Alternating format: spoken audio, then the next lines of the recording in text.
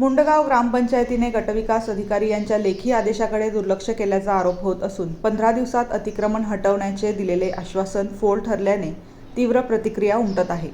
अमीनपूर येथील समाज मंदिरामागील जागेवरून सुरू असलेल्या वादात सदर जागेवरील अतिक्रमण हटवून ती जागा शांतिदूत बुद्धविहार चॅरिटेबल ट्रस्टच्या नावे करण्यात यावी या मागणीसाठी 27 मार्च रोजी 6 महिला व 2 पुरुषांनी आमरण उपोषण सुरू केले होते.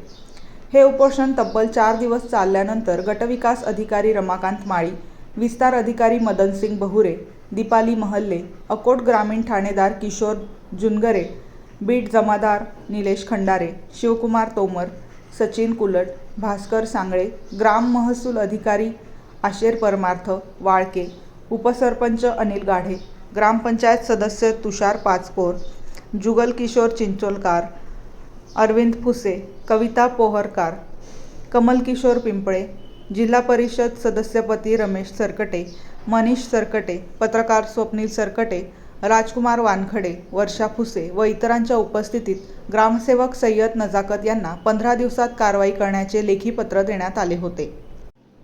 या लेखी आश्वासनानंतर उपोषण मागे घेण्यात आले. मात्र मुदत संपूनही कोणतीही ठोस कारवाई न झाल्याने नागरिकांमध्ये संतापाचे वातावरण निर्माण झाले आहे. याशिवाय ग्रामसेवक गैरहजर राहिल्याने प्रशासनाच्या भूमिकेवरही प्रश्नचिन्ह उपस्थित होत आहे. संबंधित जागेवरील वादग्रस्त बांधकामाला ग्रामपंचायतीकडून पाठिंबा दिल्याचाही आरोप होत आहे.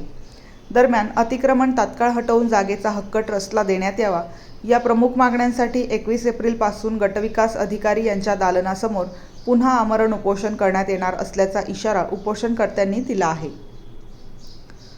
MG न्यूजसाठी प्रतिनिधी वर्षा फुसे.